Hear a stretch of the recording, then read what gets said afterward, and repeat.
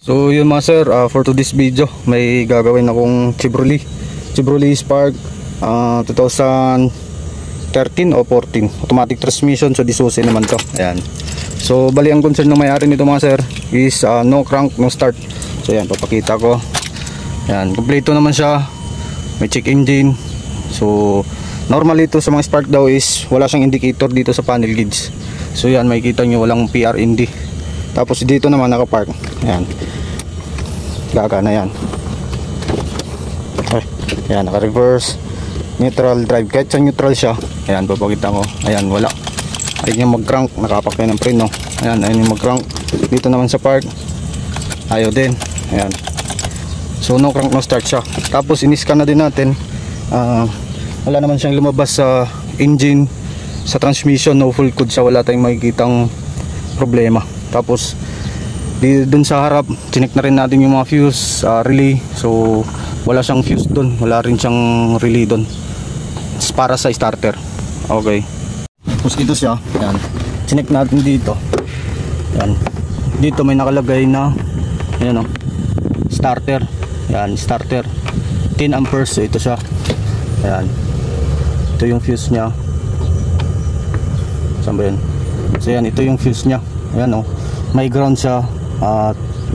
Itong ground na to is magpapatrigger to papuntang starter. Kabila tubig. Okay, ito isa. So yan, sa kabila meron din. Dito sa kabila meron din.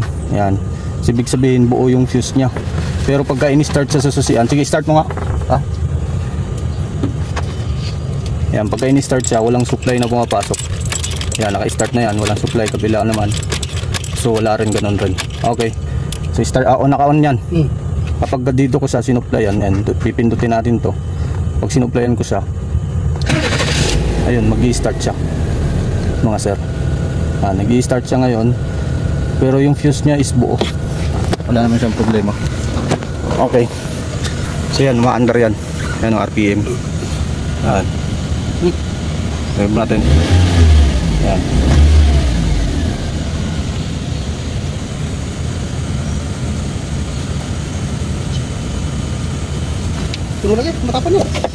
So yung mga sir, update ko lang kayo sa pagka natapos na. Okay, so yung mga sir, update ko lang kayo sa ginawa natin. So ito, chinek na rin natin dito sa mga fuse. So isa lang naman yung starter dito. Ayan, starter fuse, papakita ko. Ano ba yan? So ayan, ignition starter.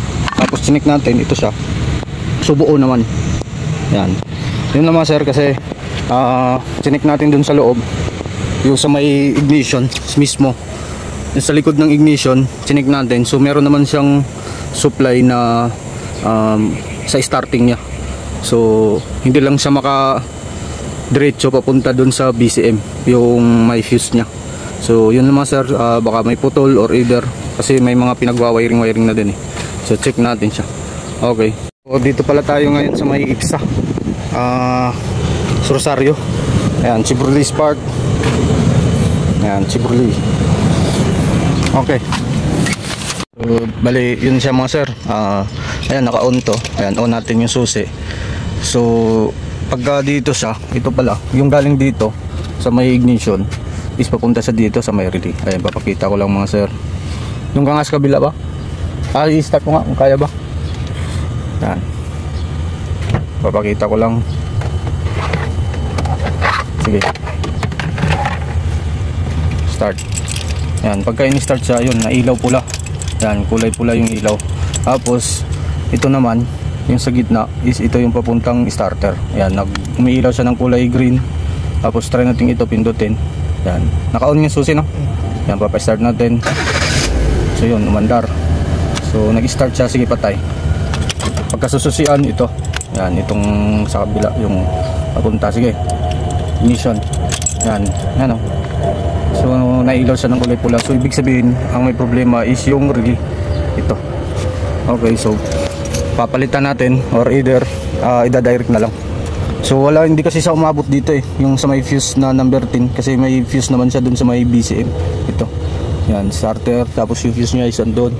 Hindi umabot yung supply dito kasi dahil dito sa may relay. Okay. So yung mga sir, nagpabili tayo ng relay. Ayan. Ano to? Japan surplus na relay. Tapos ngayon, ito yung relay niya na nakakabit dati. Try natin isalpak to. Ayan. Parehas lang naman to siya. Tingnan natin. May ano to eh. May E sa gitna. Ito sa atin wala. 87 lang. Yan, 87 nga lang. Pero try natin. Salpak. Yan, sasalpak ko. So yung mga sir, kakatapos lang natin. So na-troubleshoot na. So ngayon, try na natin. Ayan. So ito naman siya, may check engine. So start natin. Ayan. Start natin dito siya. So yun, namandar. So subukan natin uli. Ayan. Off. On. Kahit hindi na siya inapakan yung ano, yung brake pedal. Ayan. So start. Okay. So umandar. Ayun, ito yung RPM nya. So ayun, habang ano, papalamig muna tayo kasi sobrang init. Grabe, sobrang tirik sa init, oh. Tirik sa araw. May ano kami dito, konting silungan. So pa-aircon muna sama observe. Okay. So update ko na lang kayo mga sir. So yung mga sir, okay na to, umandar na.